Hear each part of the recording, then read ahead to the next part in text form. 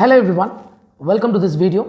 ஒரு வழியாக பெரிய போராட்டத்துக்கு அப்புறம் UPSC Prelims 2025 முடிஞ்சிருச்சுங்க. And I can absolutely understand the mixed emotions among all of you aspirants and I empathize with all of you. ஏன்னா paper அந்த மாதிரி தான் இருந்துச்சு. ஓகே, irrespective ஆஃப் நீங்கள் இந்த அட்டெம்ப்ட் கொடுத்துருக்கீங்க, கிளியர் பண்ணுற சுச்சுவேஷனில் இருக்கீங்க, இல்லை கேட் ஆன் த பால், எப்படி இருந்தாலும், or if you are aiming at 26, 27, நீங்கள் என்ன கேட்டகரி ஆஃப் ஆஸ்பிரண்ட்டாக இருந்தாலும் this video is gonna be very crucial for you. நிறைய ஸ்ட்ராட்டஜிஸ், இன்புட், வேல்யூ அடிஷன்ஸ் இந்த வீடியோ மூலமாக ஷேர் பண்ண போகிறோம். ஸோ ஸ்கிப் பண்ணாமல் இந்த என்டையர் வீடியோவும் பாருங்கள். We will analyse in detail about the difficulty level எப்படி இருந்துச்சு, கம்ப்ளீட்டாக பேப்பர் 1, பேப்பர் 2 ரெண்டுமே எப்படி இருந்துச்சு அப்படிங்கிறதையும், and of course the cut off prediction and the key takeaways from this paper. எப்படி நம்ம அடுத்த ப்ரிலிம்ஸ்க்கு அடுத்து எப்படி ப்ரிப்பேர் ஆகலாம், இங்கேருந்து what are the lessons that we have to learn, இதை பற்றி எல்லாமே இன் டீட்டெயிலாக பார்க்க போகிறோம். பட் அதுக்கு முன்னாடி நம்ம சேனலுக்கு நீங்கள் சப்ஸ்கிரைப் பண்ணலாம், சப்ஸ்கிரைப் பண்ணிக்கோங்க. இப்போ வாங்க வீடியோக்குள்ளே போகலாம்.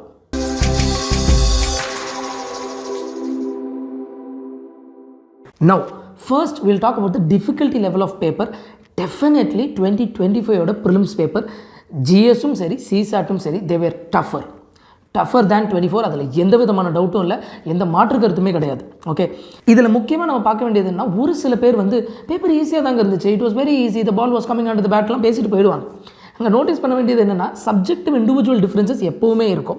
And chunk of the aspirants என்ன ஃபீல் பண்ணுறாங்கிறது தான் கட் ஆஃபில் ரிஃப்ளெக்ட் ஆகும். எப்போவுமே எந்த பேப்பர் கொடுத்தாலும் 120, 140 எடுக்கிறவங்களும் இருக்காங்க.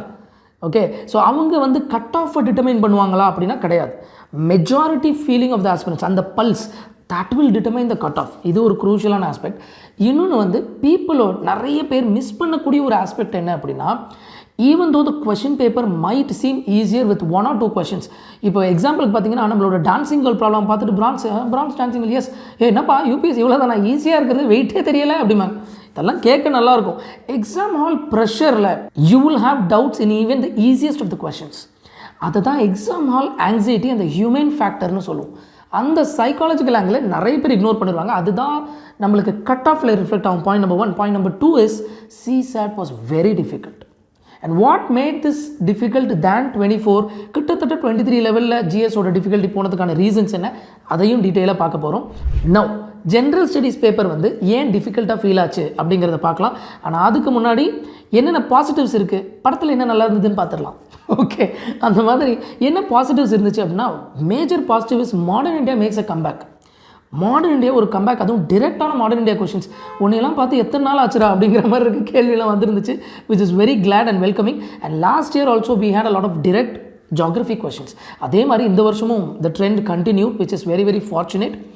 இதெல்லாம் பாசிட்டிவ்ஸ் கண்டிப்பாக இருந்துச்சு. சில ப்ரிடிக்டபிள் கரண்ட் அஃபேர் கொஷின்ஸ் வந்துருந்துச்சு, நிச்சயமாக மஜோர்னா, ஓகே, இதெல்லாம் வந்துருந்துச்சு. ரொம்ப ஹாப்பியான ஒரு விஷயம் அதெல்லாம். ஆனால் negatives, what made the GS1 paper difficult அப்படிங்கிறத பார்த்தீங்கன்னா, the core thing is, as we always says, சில expected conventional thematic areas இருக்குங்க. அந்த areas went missing, which was a bit problematic. And நிறைய ஆஸ்பிரன்ஸ்க்கு கொஞ்சம் ஷாக்காகவும் கொஞ்சம் டவுனாகவும் இருந்திருக்கும். கண்டிப்பாக இந்த தீமில் கேள்விகள் ரிப்பட்டேட்டிவாக வந்துட்டுருக்கும். இது இல்லாமல் UPSC வாழவே முடியாதுங்கிற மாதிரி ஏரியாஸ். எக்ஸாம்பிள் பார்த்தீங்கன்னா, Jainism, Buddhism, no questions on Jainism, Buddhism.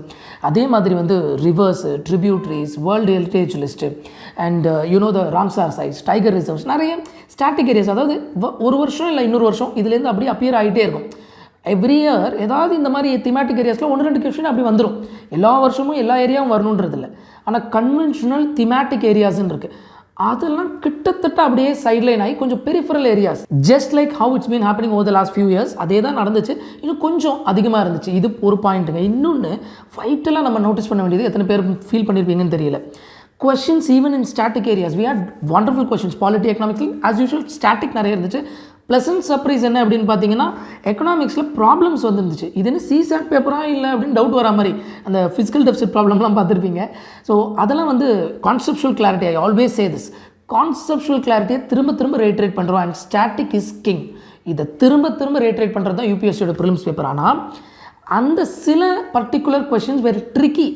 எப்படி ட்ரிக்கினா, ஒரு 2 ஸ்டேட்மெண்ட் உங்களுக்கு தெரிஞ்சிருக்கும், 3வது ஒரு ஸ்டாட்டிக்கோ இல்லை தெரியாத ஒரு ஆங்கிளோ வரும்பொழுது ஆன் another டே நீங்கள் ஷுவர் ஷாட்டாக சொல்லி அடிச்சிருப்பீங்க, C தான் ஆன்சர், A தான் ஆன்சர் அப்படின்னு. இப்போ ஏவா சியான்னு டவுட் வர நிலைமையில் உங்களுக்கு கொண்டு வந்து வைக்கும் பொழுது அங்கே the factor of luck is coming. So that becomes a very problematic deciding factor. அதுவும் டஃப்னஸை இன்க்ரீஸ் பண்ணி விட்டுருச்சு. And some of the aspirants felt the paper was a bit lengthier. அவங்களுக்கு நிறைய கொஷின்ஸ் அட்டன் பண்ண முடியலை because of the doubtfulness nature. Risk எடுக்க வேண்டாம்னு restrain பண்ணிக்கிட்டாங்க. டைம் அதுவும் ஒரு சைடு, எஸ்பெஷலி த பிகினர்ஸ் கண்டிப்பாக அவங்களுக்கு கொஞ்சம் கஷ்டமாக இருந்திருக்கும், நம்மளால் எம்பத்தைஸ் பண்ண முடியுது. But I will always say, யாரெல்லாம் இந்த எக்ஸாம் கொடுத்துருக்கீங்களோ இல்லை கொடுக்கணும்னு நினச்சி இப்போ ப்ரிப்பேர் பண்ணிருக்கீங்களோ நீங்கள் எல்லாருமே சாம்பியன்ஸ் தான். ப்ளீஸ் டோன்ட் டேக் மற்றவங்க சொல்கிறதெல்லாம் எடுத்துக்காதீங்க. ஏன்னா ஒரு ஏசி ரூமில் உட்காந்துட்டு வெளியில் எக்ஸாமை கொடுக்காம ஒருத்தர் உட்காந்து பார்த்துட்டு the ball was coming out of the bat, paper easy தான், அதெல்லாம் ஒன்றும் கிடையாது. அங்கே உட்காந்து எழுதுகிறவங்களுக்கு அந்த கஷ்டம் தெரியும். ஹியூமன் ஃபேக்டரை பார்க்கணும், அதை நிறைய பேர் பார்க்க மாட்டாங்க. இந்த ஒரு பானை சோத்துக்கு ஒரு சோறு பதம் அப்படிங்கிற மாதிரி ஒரு சிங்கிள் கொஷினை வச்சு என்டையர் ஸ்டாண்டர்ட் ஆஃப் பேப்பரை டிசைட் பண்ணவே முடியாது. அண்ட் அது ஒரு வெளியாலோ இல்லை எக்ஸாம் கொடுக்காத ஒரு ஆள் அதை ஃபீல் பண்ண முடியாதவங்களால பண்ண முடியாது. This is one important thing. இன்னொரு முக்கியமான விஷயம், நான் ஏற்கனவே சொன்ன மாதிரி அந்த கொஷினில் இருக்கக்கூடிய சில peripheral areas, there questions where you had to take the risk. அந்த ரிஸ்க் எடுக்காமல் நான் வெளில வர முடியாது, ஏன்னா I had to attempt that number of questions. ரிஸ்க்கை எடுத்துகிட்டால் நிம்மதியாக வெளில வர முடியாது. எவ்வளோ பெரிய பிரச்சனை பாருங்கள். Okay, so this was a practical level difficulty execution லெவலில். ஓகே, கீ டேக்அவேஸில் நம்ம இம்பார்ட்டண்ட்டாக அதை பற்றி பார்ப்போம், டோன்ட் வரி. ஆனால் one thing that got rated is the பிவைக்யூஸ்ங்க. திரும்ப பிவைக்யூஸ் டேரெக்டாக ரிப்பீட்டாக இருந்துச்சு. 2016 19 23 you had a lot of questions getting repeated, which is again a positive sign. Now coming to paper 2 CSAT. Sir CSATல என்ன சார் பாசிட்டிவ்ஸ் இருந்துச்சு அப்படின்னா, இப்போ உங்ககிட்ட நான் என்ன சொல்கிறது, அப்படி எதுவும் சொல்ல முடியாது அப்படிங்கிற மாதிரி. So it was just like the previous years, ப்ரோக்ரெசிவாக டஃப் ஆகிட்டே தான் இருந்திருக்கு. அண்ட் இது one of the toughest papers, அதில் டவுட்டே கிடையாதுங்க. ஏன்னா வாட் மேட் இட் டஃபர், அது ரொம்ப முக்கியம். என்னென்னா யூஸ்வலாக இங்கிலீஷ், ரீசனிங், மேக்ஸ் இந்த ஒரு பேலன்ஸில் போகும். இந்த வாட்டி ரீசனிங் கொஷின்ஸ், சிலாஜிசம் ரிலேட்டட் இந்த மாதிரி சில ரீசனிங் கொஷின்ஸ் டவுன் ஆகிடுச்சு. ரேங்கிங் ஆர்டர் சிஸ்டம்லாம் கொஞ்சம் ஈஸியாக இருக்கும், அந்த மாதிரி கொஷின்ஸ் டவுன் ஆகி மேக்ஸில் ப்ராப்ளமேட்டிக்காக நீங்கள் நிறைய சால்வ் பண்ணி டைம் எடுக்கக்கூடிய கொஷின்ஸ் ஜாஸ்தி ஆகிடுச்சு. Which made it progressively difficult. Which is இங்கிலீஷில் எக்ஸ்பர்ட்டாக சில பேர் இருப்பாங்க, மேக்ஸில் எக்ஸ்பர்ட்டாக சில பேர் இருப்பாங்க. somehow this paper needed a blend of both. அங்கே ப்ராப்ளம் ஆகிடுச்சு. சார் மேக்ஸ் என்னோட ஏரியா சார் அப்படின்னு சொல்கிறவங்க, சார் மேக்ஸே நம்மளுக்கு ஆகாது. ரெண்டு பேருக்கும் பிரச்சனை. ஏன்னா மேக்ஸை சூப்பராக பண்ணுறவங்க பெரும்பாலும் பார்த்தீங்கன்னா இங்கிலீஷில் கொஞ்சம் ரிலாக்ஸ் ஆகிடுவாங்க. ஆர்சிலாம் நான் கடைசியாக தாங்க பார்ப்பேன். ஆனால் this was one paper where without touching RC you could not clear the cut off. Similarly without touching maths you could not clear the cut off. இந்த பிளெண்ட் வந்து கொஞ்சம் டேஞ்சரஸான ஒரு பிளெண்ட் ஆகிடுச்சு. And that is where I feel a lot of aspirants also told me, and அந்த feel ஜென்ரலாகவே இருந்துச்சு. இவ்வளோ டஃபாக இருந்துச்சு சார், நிறைய நம்பர் ஆஃப் கொஷின்ஸ் அட்டன் பண்ண முடியல. ஆப்வியஸ்லி அகைன் பெருசாக ரிஸ்க் எடுக்க முடியலனாலும் உங்களோட questions you had to balance between நெகட்டிவும் வந்துடக்கூடாது நிறைய, ஆனால் அந்த நம்பர் ஆஃப் கொஷின் 66 தாண்டணும். So crossing the barrier of 66.6 has been made tougher progressively by UPSC. இது கண்டிப்பாக ஒரு பெயின் பாயிண்ட்டாக இருக்குங்க. ஸோ CSAT இதுதான். That is why I told you in the starting of the video that ரெண்டு பேப்பருமே tougher than the previous year. அதில் எந்த விதமான டவுட்டும் கிடையாது. Now coming to the crucial area, what is the key takeaway? Sir இந்த entire அனாலிசிஸ்லாம் பண்ணியாச்சு சார், இப்போ ஒரு வியூஸ் ஒப்பீனியன்ஸ்லாம் ஷேர் பண்ணியாச்சு. What is the key takeaway for the aspirants who have given 25 and 26, 27 ஃபியூச்சரில் கொடுக்க போகிறவங்களுக்கும் இந்த பேப்பர்லேருந்து நம்மளுக்கு டேக்அவே என்ன? நம்பர் 1, நான் திரும்ப நிறைய வாட்டி இதை சொல்லியிருக்கேன், ஸ்டாட்டிக் இஸ் கிங். ஸ்டாட்டிக் தான் கிங்.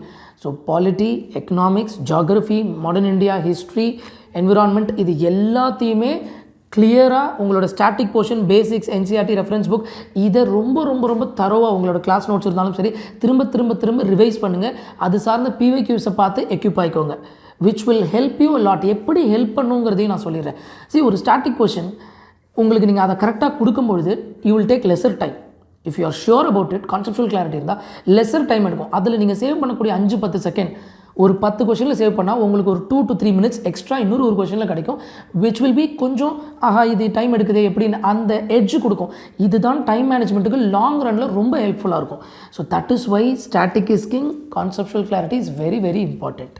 அங்கே PYQs பெரிய ரோல் ப்ளே பண்ணும். உங்களோட static notes, NCRTs important. That drives us to the second point, NCRTs தான் கிங் ஆர் குவீன்.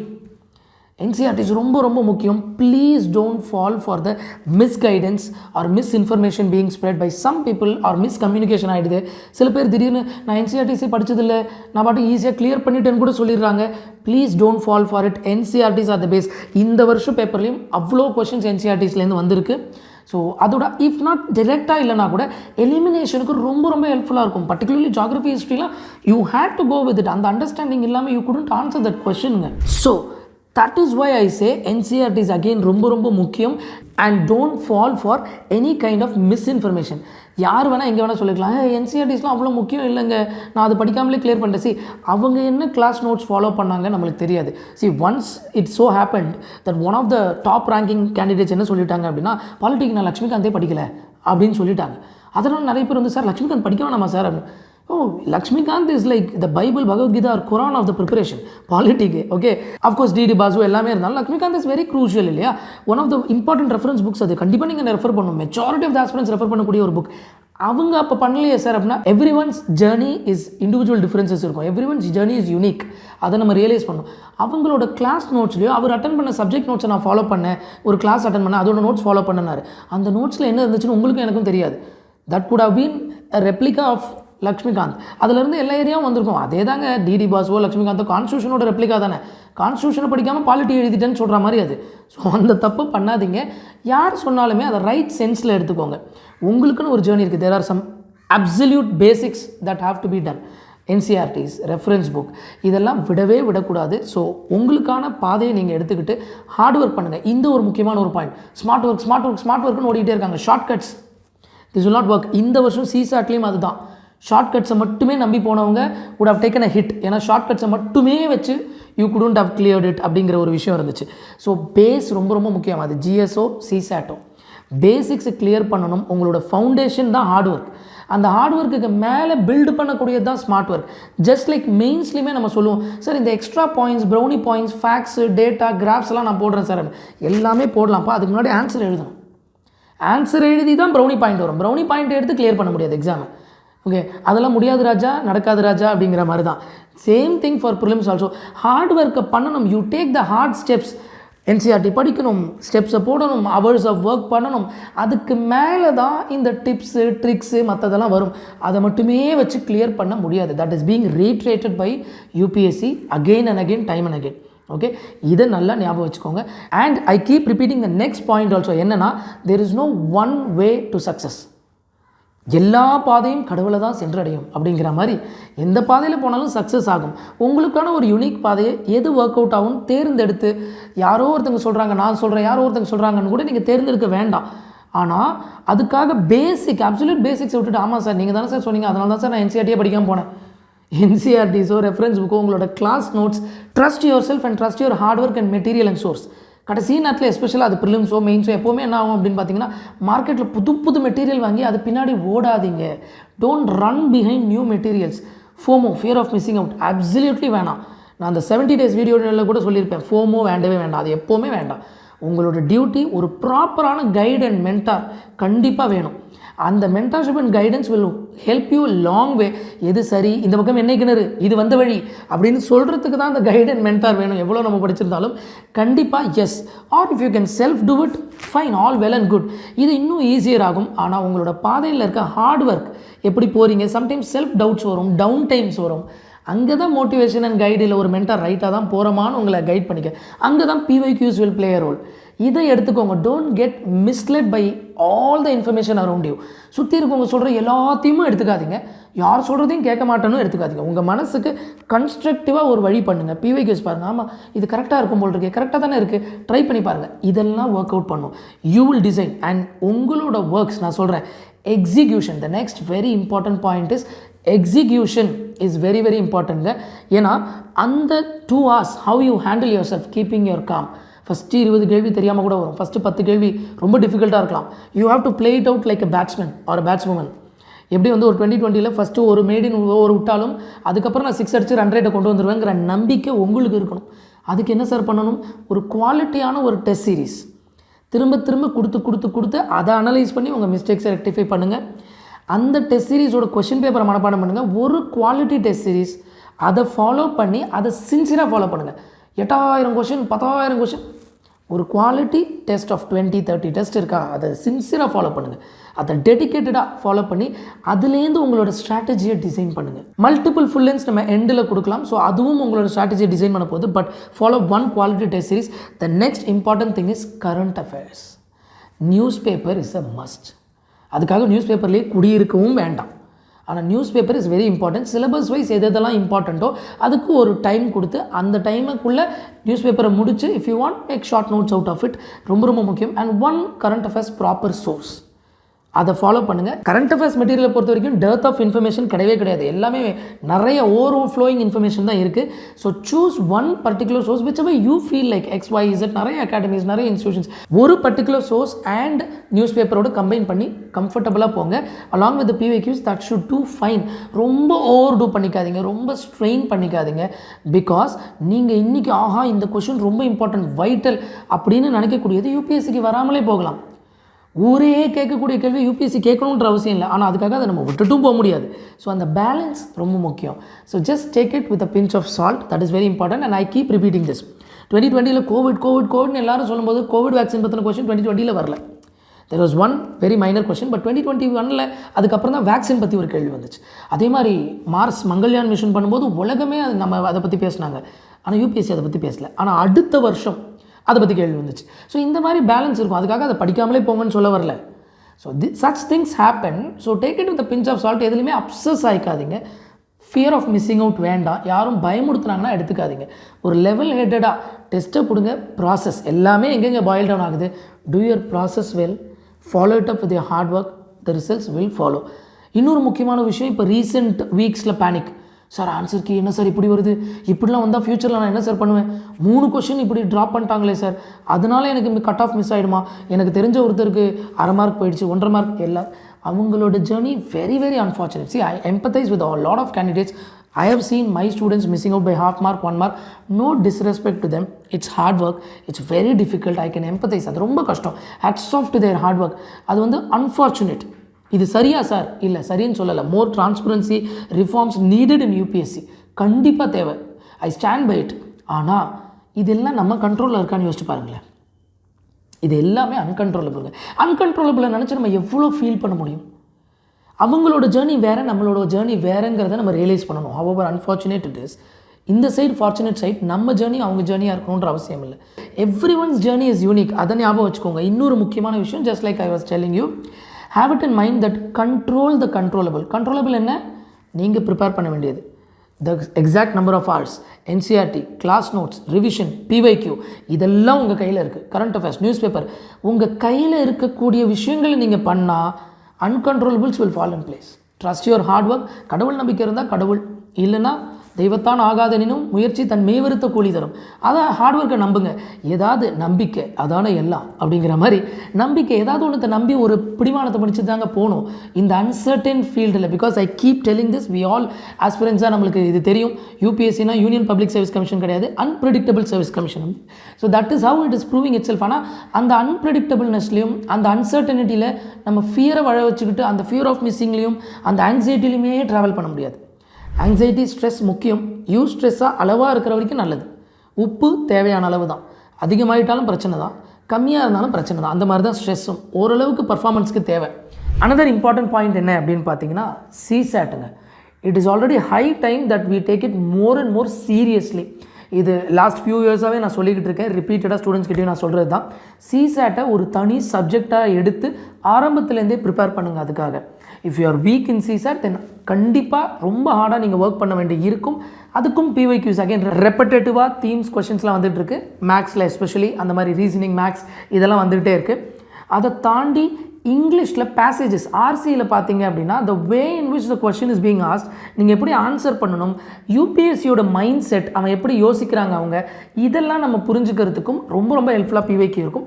அதை தாண்டி if you want join some course, கண்டிப்பாக நம்ம கோர்ஸ் ஜாயின் பண்ணலாம். அது இல்லாமல் பார்த்தீங்கன்னா RS அகர்வால் இந்த மாதிரி புக்ஸ் வாங்கி ப்ராக்டிஸ் பண்ணலாம். பட் என்ன நீங்கள் பண்ணினாலும் CSATை ஆரம்பத்துலேருந்தே ஒரு தனி சப்ஜெக்டாக எடுத்து வச்சு தயவு செஞ்சு இம்பார்ட்டன்ஸ் கொடுத்து படிங்க. ஏன்னா சாவு பயத்தை காமிச்சிட்டான் பரமான்னு லாஸ்ட் ஒரு ஃபியூ இயர்ஸாக பண்ணிக்கிட்டு இருக்காங்க நிறைய பேர். அன்ஃபார்ச்சுனேட்லி நம்மளோட ஸ்டூடெண்ட்ஸ் GSஐ கம்ஃபர்டபுளாக கட் ஆஃபை கிளியர் பண்ணி CSATல அடி வாங்கிடுது. அதனால் ப்ரிலிம்ஸ் கிளியர் பண்ண முடியாமல் போயிடுது.